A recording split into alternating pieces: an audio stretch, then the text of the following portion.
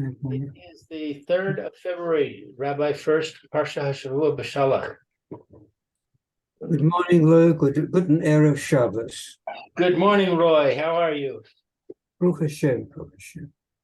Okay, right. Good morning, as Lou said, Rabbi Shlomo Furst here, Yeshiva Tzamanachi here in Shemaim here on Zoom. We're learning Erev Shabbos Parshas Beshalach Shana Tavshin Pei Gimel, Parshas Beshalach, and I guess we'll begin here. I think there's a lot to discuss in the with the man. Very important things about the man. Let's start over here.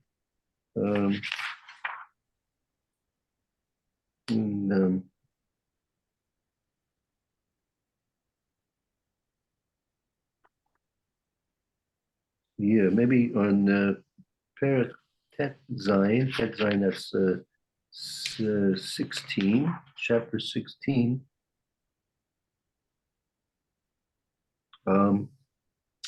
Pasuk Lamed.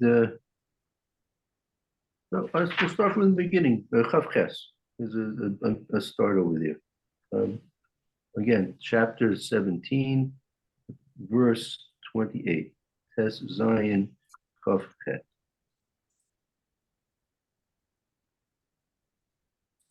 In chapter 28, did you say? No, it's verse 28, but chapter 17. Chapter 17. Verse 28. 17, right. And verse 28. Getting there. So,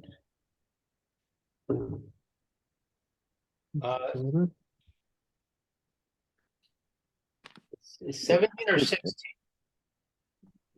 Chapter 16.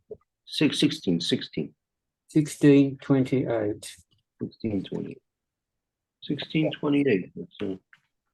Should I read? Yes, if you like, Lou, unless Roy would prefer, whatever you like. No, it's okay, go on. Vayomer Hashem el Moshe ad ana me antem lishmor mitzvosai v'torasai. So it says Hashem spoke to Moshe. How long have you refused to guard my commandments and my Torah? Ra'u ki Hashem nasan lachem hashabes al kain hu nosein lachem b'yom hashishi lechem yomayim shavu ish tach tav al yetzer ish mimakomo b'yom hashvi'i.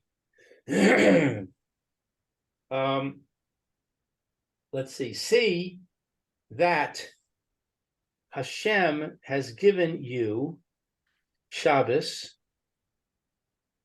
Therefore, he gives you the 6th day bread of 2 days. Right. Okay. Let's stop. Hold on a second.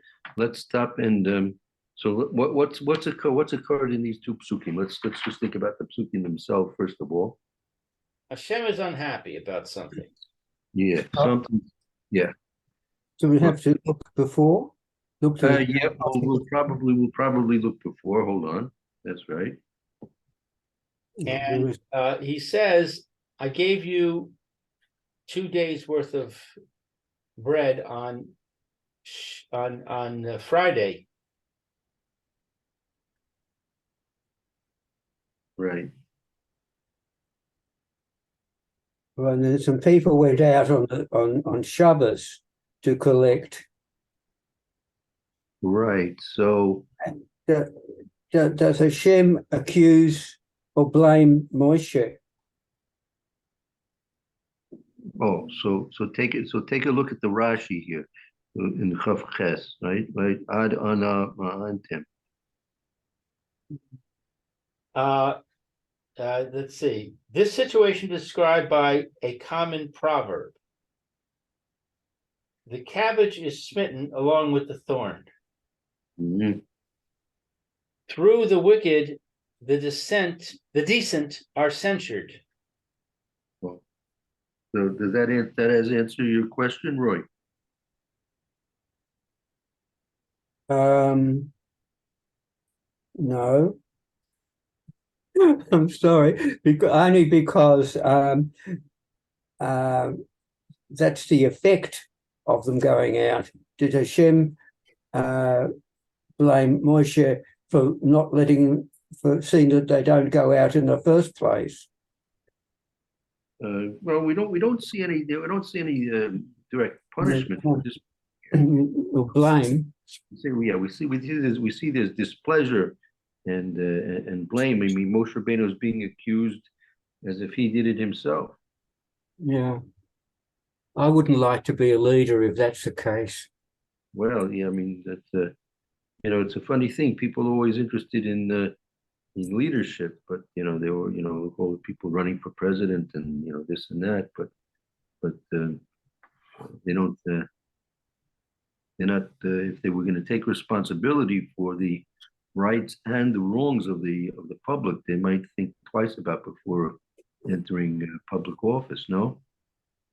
And in the case of a particular world power, no.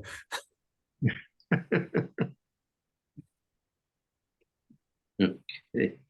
Yeah. So let's see, as you were alluding to, look back at Pasuk Pasuk Yud Tes. Look at Pasuk Yud Tes, the 19th Pasuk there. Where's that? Just a few before. I just can't see anything. I should get glasses. 19. This. And Moshe said, let not man leave of it till the morning. Is that right? Yeah, that's right. They shouldn't leave over the man until the morning. Don't leave the man over until the next day. All right. This is on a normal day, normal weekday. No. Let's see. We'll try and answer that question directly. Is it brought down here?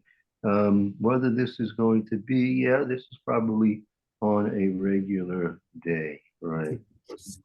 Notwithstanding, they hearkened not unto Moses, but some men left of it until the morning, and it bred worms, and it stank, and Moshe was angry with them. And they collected it every morning, every man according to his eating. When the sun waxed hot, it melted. And it came to pass that on the 6th day they collected double bread, 2 omers for one man. And all the princes of the congregation came and told Moshe, and he said to them, this is that which the Eternal had said, a strict rest on the Sabbath of holiness is tomorrow until the Eternal.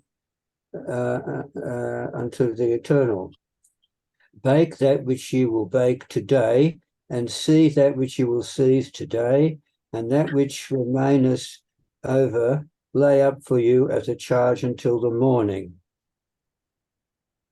Right. So he told them. Mm-hmm. But he told them late. What do you mean he told them late? What does that mean? They came to him and said, look, we got double. He says, yeah, this is what I've been telling you. Well, obviously he didn't tell them prior to that, or they wouldn't have been surprised. Could be. That's a point. I don't know Not sure. I'd have to think about that. Exactly what the sequence of events was over here. But I mean, Moshe apparently was upset. I guess Moshe Rabbeinu had a reason to be upset. No, if he was upset, he must have had a valid reason to be upset. Well, he was upset because they left it over till the morning. Yeah, and they knew that they shouldn't leave it over till the morning, right? Yeah, it says they did not obey Moses. Yeah. Right. Well, you can't help it if people don't obey you. Well, I As soon mean, as soon as you walk away, they can do what they like. right. Seems to be part of human nature, huh? Well, Yeah. maybe if the leader did a better job of explaining it, they would have obeyed. So maybe you can blame him. He probably did. We're just hearing the basic order he gave. We haven't got here the actual complete speech he gave to them. This is we just don't know enough. We've just been told enough, as we are right throughout the Chumash. We've just been told enough to know what's going on. Yeah, I mean, don't forget. Yeah, very good, very, very true, very true. Don't forget that this is the Klal Yisrael that came out of Mitzrayim. I mean, if you look back at last week's Parsha's Bo, right, there were very complicated and detailed things which had to take place for them to come out of Mitzrayim in terms of the Korban Pesach, Bris Milah, and those things were giving yourself a Bris Milah or getting a Bris Milah somehow or another, especially when you're a grown man, is not the most pleasant or easiest thing to accomplish. And then to deal with the Korban Pesach and making matzahs and all that other, and everyone followed it to the T. These are the people we're talking about that did everything perfectly, as the pasuk itself. We came also. They did everything according to the way Moshe and Aaron explained it to them. Right. So these were people that were used to taking orders, already. And also don't forget they were slaves. A slave has to be used to take orders and follow them. Otherwise, he's not going to be a slave much longer. Right? You know what happens to slaves that don't listen? They're given a chance not to listen at all, ever. Never again. Yeah. I see in the Rashi. Yeah. It says on the phrase they told Moses. They asked him, why is this day different? From here, it can be learned that Moses did not tell them the passage regarding Shabbos, which he had been commanded to tell them until they asked this question. Oh, so that's a big problem. That's a very difficult. How do we understand that Moshe Rabbeinu didn't tell them about this? How do we understand that? Mm-hmm. Well, we can understand what we read at the beginning, that Hashem said, why do you keep on not obeying me? Right. On the other hand, maybe you must have done some other things as well, or not done some other things, because it sounds like a plural. Mm-hmm.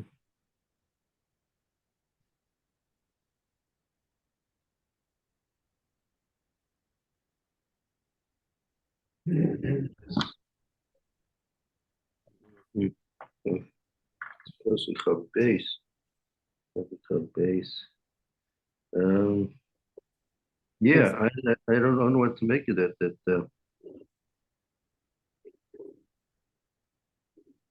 How could Moshe Rabbeinu overlook,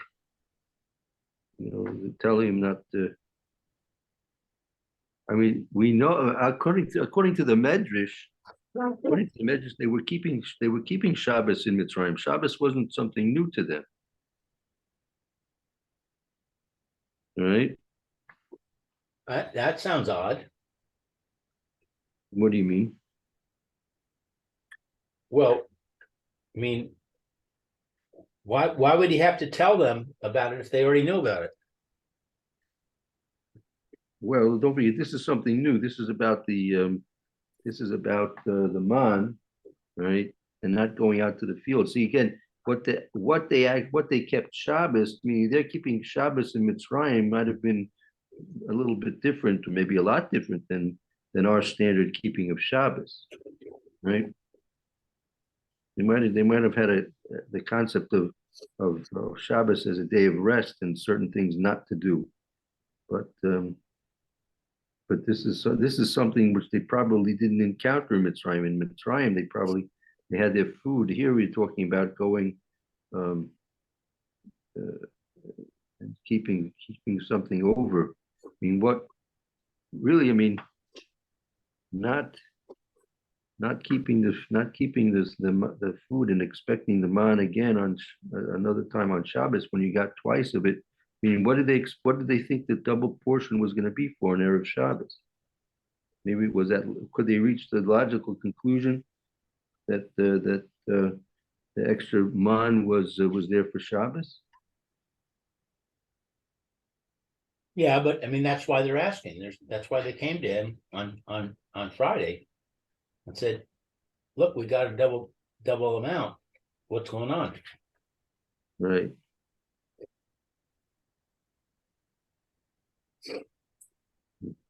All right, have to work this out. Not clear to me yet. Maybe Right, Moshe was just so busy, so much going on. Like you said, with all the different new things that were happening, that he forgot. Well, I prefer not to say those kind of things unless Chazal said, right? Right. Because if there's a medrash or a Chazal, a Gemara that says something like that, then you can say it. But we usually don't make those kind of statements on our own. Yeah, not clear yet. Okay, let's continue on. That brings us to Pasuk. It's going back to Pasuk Chaf Tet, right? Let's go back to Chaf Tet. Right, we did that. Okay. 29. The Rashi goes on to say that this is the reason why Hashem said, how long have you refused? Because Moshe didn't tell them when he should have. Oh, so then the Moshe Rabbeinu is rightfully being accused of something here. Yeah. Mm-hmm. Right. Very good. Okay.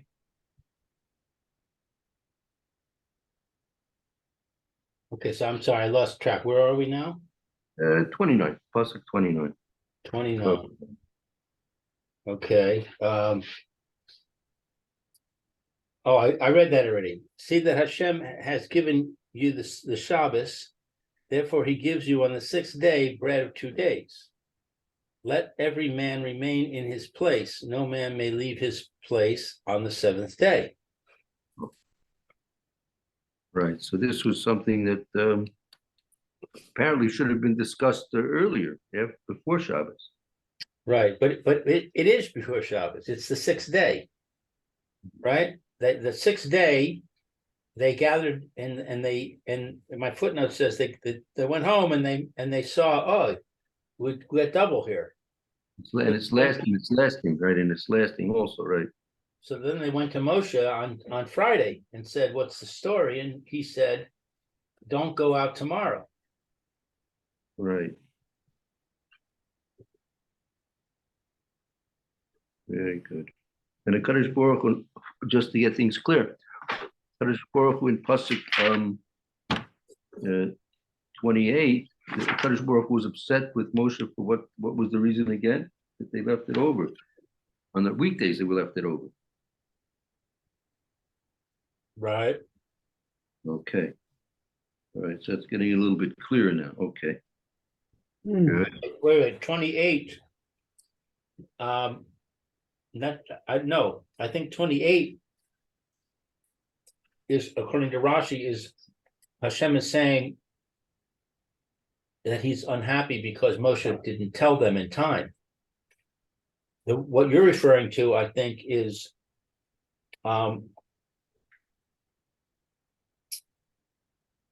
back in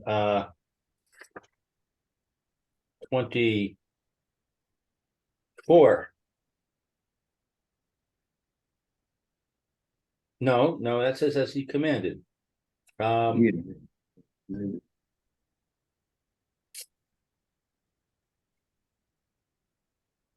Back in 2019, Moshe said, don't leave it over. And in 20, it says they didn't obey. They left it over. So they were there, they didn't obey. Okay. And then again, just to get clear, the Kadosh Baruch was upset in Pasuk 28. What's Hashem is upset about? According to the Rashi, because Moshe didn't tell them about Shabbos. He didn't tell them you're going to get double on Friday, and therefore you're not going to go out on Shabbos. Right, but they didn't do anything wrong about Shabbos yet, did they? Correct. Oh, no, they did. 28. Look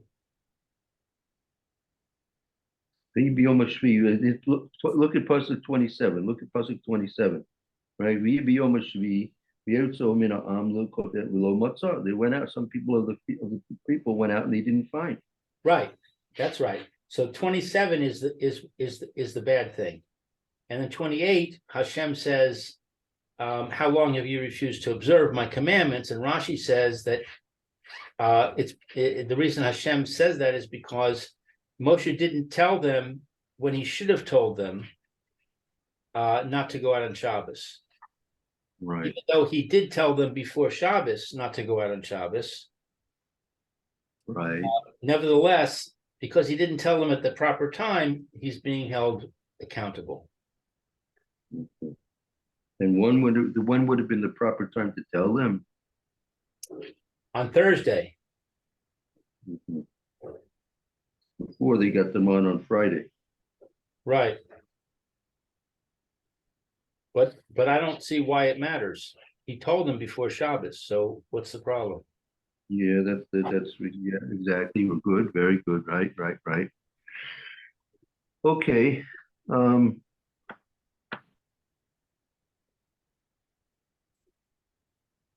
Okay, and then in Pasuk Lamed, you have a apparent contradiction. What does it say in Pasuk Lamed? Very short Pasuk Lamed. Lamed says, "V'yish b'su ha'am b'yom hashvi'i." They rested. The nation rested on the seventh day, which contradicts 27, where it says that they went out and gathered. No, only a few people went out. Right, but nevertheless, I mean, it wasn't that the whole. I mean, there was Chilul Shabbos taking place. So the question is, how do you juxtapose these two psukim? V'yishbusa am b'yom hashvi'i.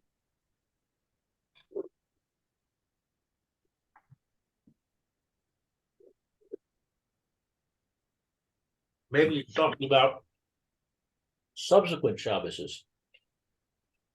So it could be that they went out in the morning to look for the man. They found none, so went back home, and they rested on the seventh day. So rested on the rest of the seventh day. The rest of it, yeah. Okay, well, that's a little bit. It's a very general statement. Plus, the Yishpasu ha'am b'yom hashvi'i, they arrested the people on the seventh day. It seems a little bit general, especially in light of the previous pasuk. And there's no Rashi on 30. No, Rashi doesn't say anything on here. All right. Let's continue on. Okay, Lamed Aleph.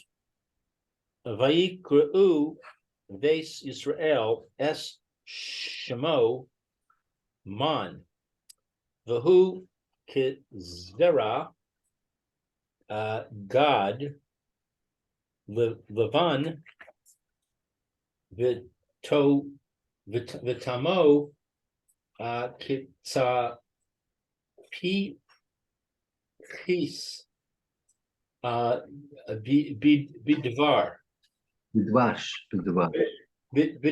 Bidvash. Honey. So they called it, the children of Israel called it manna or man, and it was like coriander seed, white, and it tasted like fried honey, like a wafer fried with honey. Right. Honey wafers, right? Of some sort. Okay. Now that's interesting because I learned that there's a midrash somewhere that says that it tasted like whatever you wanted it to taste like.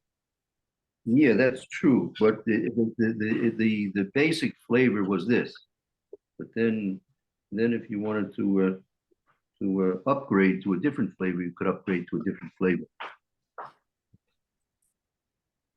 This sentence seems to be prior to the ones before. Yeah. I was wondering if this seems to be out of order, right? You're also struck by the fact this might be out of order? Mm. I don't care. Why do you say it's out of order, Roy? Because they're talking about they've named the man. I don't know what does manna mean. Man mean. Anyway, that was they named it and there's a description of it and so on, which seems to be something you just say before everything else, and then they went out and looked for it. Mm-hmm. Right. I see. Yeah, so that's what bothered me as well, that the fact that, you would have thought that when they first, they already had some experience with this already before the first Shabbos. We interjected these psukim about Shabbos in the middle of the man here, and they had already had some experience with the man previously. So why is the pasuk now making mention of the fact that they gave it the name man at this particular point? What does man mean? Do we know? That's Manna. yeah, well, yeah. It's for that. I think 1 second. Let me find the post on that for you. 1 second.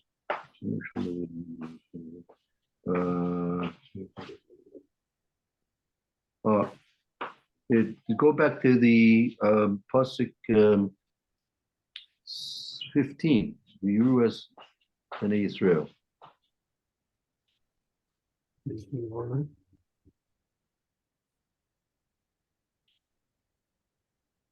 When the children of Israel saw it, they said one to another, "What is it?" For they knew not what it was. And Moshe said to them, "This is the bread which the Eternal had given you for food." In the Hebrew, is there the word man mentioned? Yeah.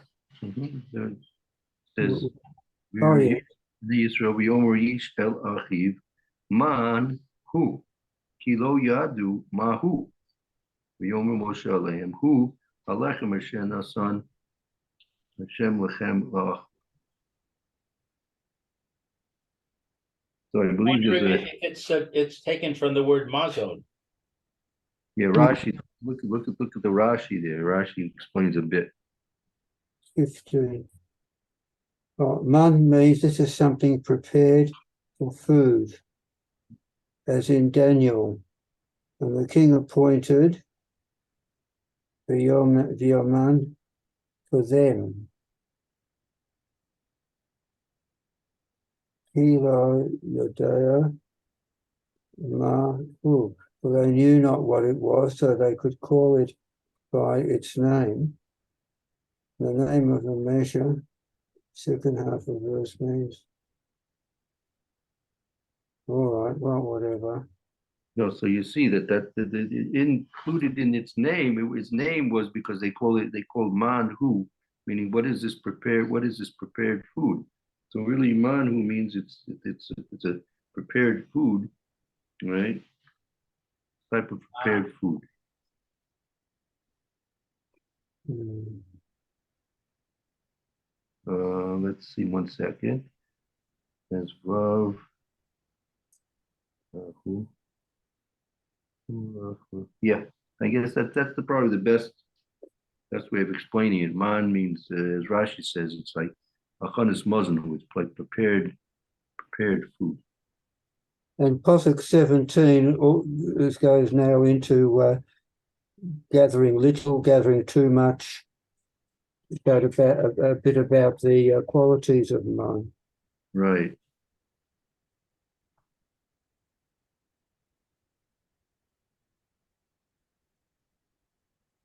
Okay. So that pasuk is the answer to the question of what the word means. That Rashi is helpful there. Let's continue on where we go back to pasuk.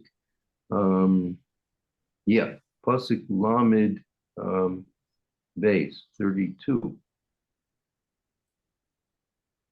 Okay. Vayomer Moshe ze hadavar asher tziva Hashem melo haomer mimenu le mishmeres le dorosechem leman yir u es halechem asher chalti eschem Bamidbar behotzi eschem me eretz Mitzrayim.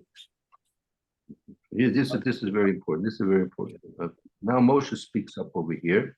Okay, go ahead. Right, Moshe said, "This is the thing that Hashem has commanded: a full omer of it for safekeeping for your generations, so that they see the bread that I fed you in the wilderness when I took you out from from the land of Egypt." Right. Let's see. Let's go one more pasuk, and then we'll go back, and I want to explain a point or two about this one we just did. But one more pasuk. Vayomer Moshe el Aharon kach tzenes achas v'sen shama malo haomer man ha v'hanach oso lifnei Hashem le'mishmeres l'dorosechem. Okay, so 33. Moshe said to Aaron, "Take one jar and put a full omer of man into it. Place it before Hashem for a safekeeping for your generations." Right. So this is yes, Roy. Sorry, it says here, take a wicker vessel. A wicker vessel rather than a jar. Okay. That was my That was my English. I got jar from the English. Oh, all right. Well, Okay, I mean that depends. I'm not sure yet. Cincenis, what's it? Cincenis. Right. That's exactly what that is. It's not clear. Wicker basket makes a lot more sense.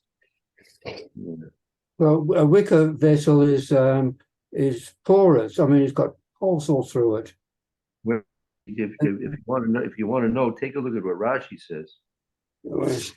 There's 33. An earthenware jug. An earthenware jug. Yes, I'm not sure where they got the wicker from, unless there's a machlokus. Maybe there's a machlokus in Chazal about what it was made out of. Here I've got what's it? Sutsus? Is that right? Is an earthen flask.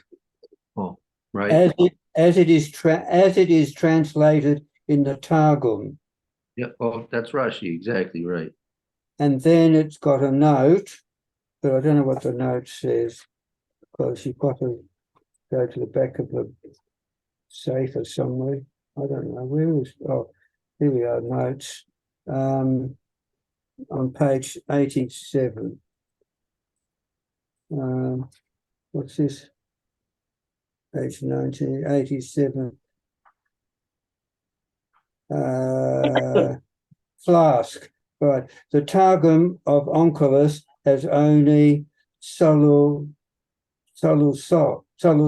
cis flask. That of Yonatan solus cis refacha, the flask of earthenware. Mhm. Right. Anyway.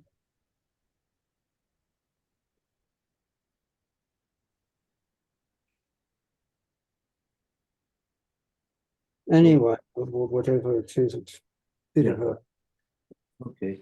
Well, that's so. But irregardless of whether it was the clay or perhaps wicker, but the man was put into this, right?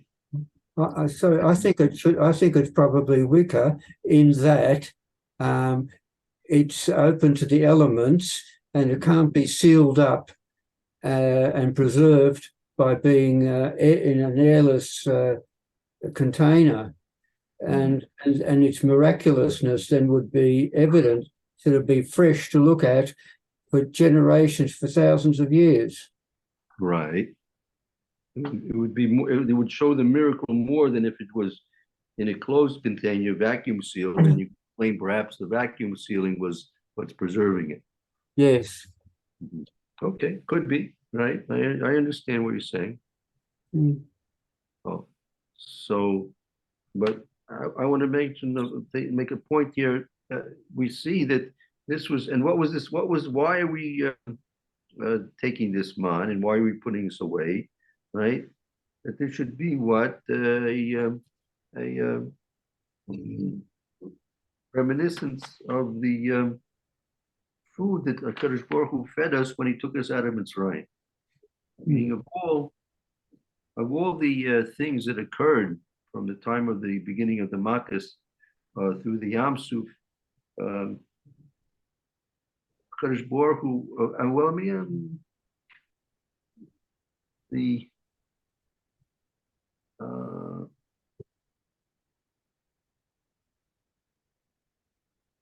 yeah, interesting. You know, it just occurred to me. There's no direct Is there a direct pasuk that HaKadosh Baruch Hu is speaking to Moshe Rabbeinu to tell him to take the Tzenes Hamam? Yeah, I think so. And Moshe said, to Aaron, take the wicker vessel and put the almond full on it, laid up for eternal. Yeah. Oh, and it says, as the eternal commanded Moshe. That's 34.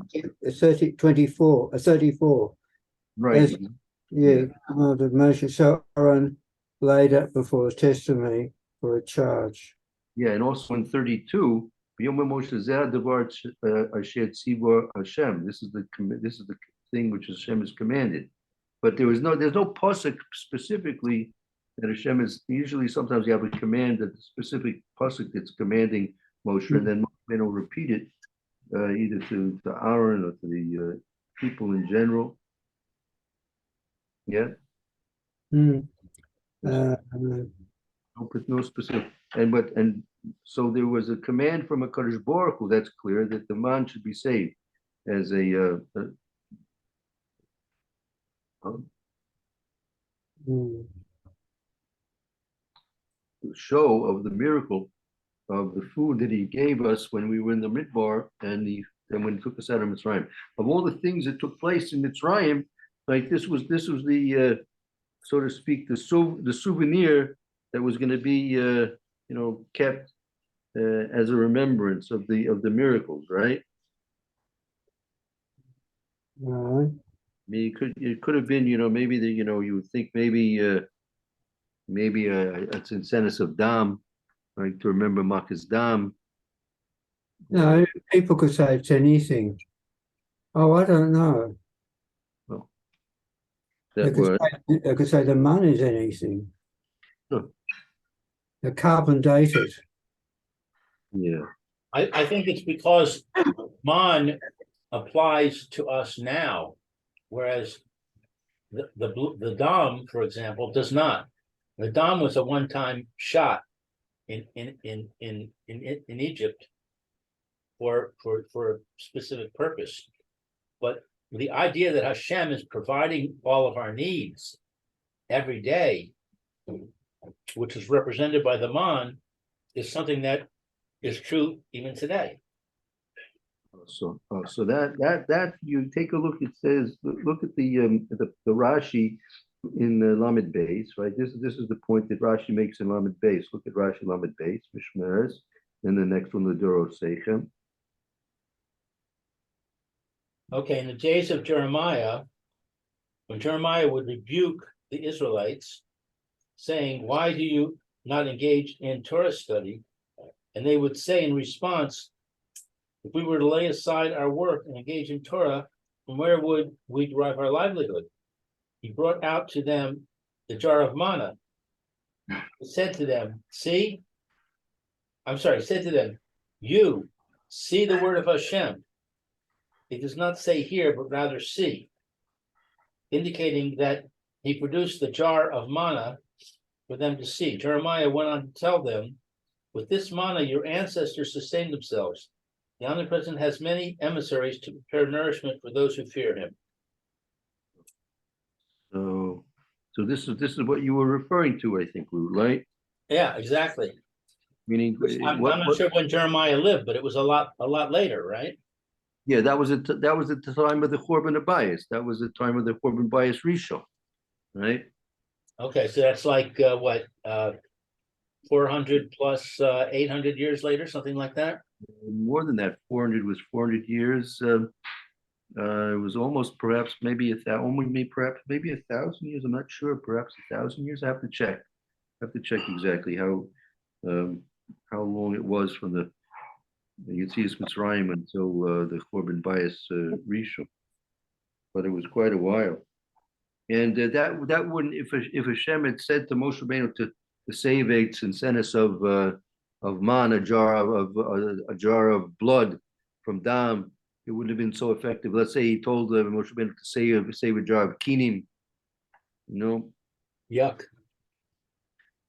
or frogs, but they could be miraculously kept alive also, right? The man, which it's the part of the teva of the man, its miraculousness was that it would, as the pasuk says, in the morning, by mid-morning, it would evaporate and melt and evaporate, right? It wouldn't be left for the next day. And Right. here you have Sinsenes Aman, which is lasting hundreds and hundreds, perhaps 1,000 years plus, perhaps. And so if Moshe Rabbeinu had been told by Hashem to keep a jar of kinim, right? So that would also be miraculous that all these kinim, these are kinim that are left over from Mitzrayim, Right. This man would be in the ark, in the Aron today. Yes, that's right. Well, yes. Yes. Yeah, that's where it was placed. It was placed there by the Aaron, right? Correct. And so that's what Rashi's pointing out. Rashi's pointing out that this man was specifically supposed to be kept because, and then it was used in order to try and convince the people as Rashi explains, Yirmiyah took it out, and he asked him, when he asked him, how come you're not Oisik in Torah? You should be a little bit medaic also in the Rashi there. He asked him, why are you Oisik in Torah? Meaning, to be Oisik in Torah means you have to be occupied with Torah. It's not simply, didn't say that why aren't you learning Torah? When you're Oisik in Torah, you're actually making a serious involvement in Torah. The Chavetz Chaim, I mentioned this from time to time. Chavetz Chaim says that when we make the bracha la'asok b'divrei Torah, we should be involved, right, with words of Torah. As he points out, we're not making a bracha that we should learn Torah. We're making a bracha we should be involved with words of Torah, meaning just like a person who has a business. In modern Hebrew, a person has a business, it's called an asik, right? Called an asik. Because in order to have a successful business, you have to be involved with it constantly, right? There's always many different facets to a business. And if you want to be successful, at least according to the teva, the natural ways of the world going, that if you want to be successful, you have to be oisik in it day and night, constantly, right? So likewise, for a person to be oisik in Torah, he has to be involved with Torah, he has to be involved with constantly. And you have to be on a level where you're proficient, meaning also a person, he wants to go into business. If he's not proficient in what he's trying to produce or market, right? So he's not going to be very successful. A person usually goes into a business that he feels he's proficient in what he's doing. So to be Isaac in Torah, you have to be proficient in Torah. So the point that Yirmiyah was making, who was he talking to? He was talking to people who could learn, meaning they were able to learn. They were on a high level of learning. He wasn't talking to people that simply could dabble and learn a little bit Torah here and there. He was talking to those people who are on the level and the capability and the potential to be involved with Torah on a high level. They weren't being involved with Torah in the way they should. And they said, their reply to him was, well, if we get in Torah, how are we going to make a levy? So in that, he responded by taking out the Tzimtzena Saman. So this is how Kadosh Baruch Hu supplied the needs of the Jewish people when we came out of Mitzrayim, right? And as we said, it wouldn't be sufficient to save a jar of blood or a jar of kinim or frogs. That wouldn't have gotten the point across. And to tell you the truth, Rashi says whether they got the point across or not, I'm not so sure. I don't know. The Rashi doesn't go into the details whether Yirmiyah was successful in his convincing the people to be involved with Torah. I mean, he was trying to avert the Chorban bias, and that wasn't. It wasn't averted. The Chorban took place in any event, with the Tzimtzena Saman or without it. And but I have a side question. When you look at this Rashi, so Yirmiyah took out the man, and this man was supposed to be used as a way of convincing them that they should leave their work and come be involved with learning Torah, right? So apparently, as Rashi explained, as Rashi says, "Harbe shluchim l'makom l'reyav." Kadosh Baruch has many different ways of supplying the needs of those people who fear Him, right? So you don't have to be worried about if you're not going and earning a living. Hashem will take care of your needs, just like He took care of the needs of the people in the Midbar, and then you can sit and learn without any worries. So the question I have is, what Kadosh Baruch Hu did for the people in the Dor Midbar, they were on a very high level. Right? They were on a high level. They witnessed all the 10 Makos, Kriyas Yam Suf. They were Moshe Nefesh and Mitzrayim.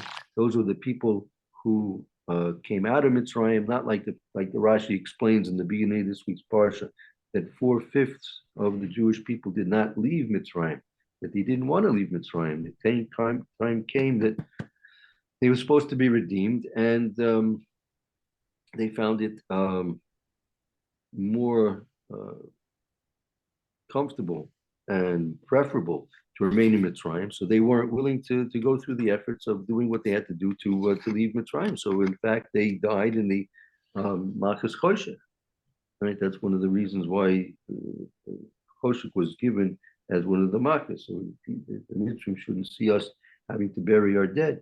And they're 4/5. That's a tremendous, tremendous amount of the Jewish people. We came out 600,000 men, right? From the ages of 20 to 60, and that represents only 1/5 of the amount of people that came out of Mitzrayim.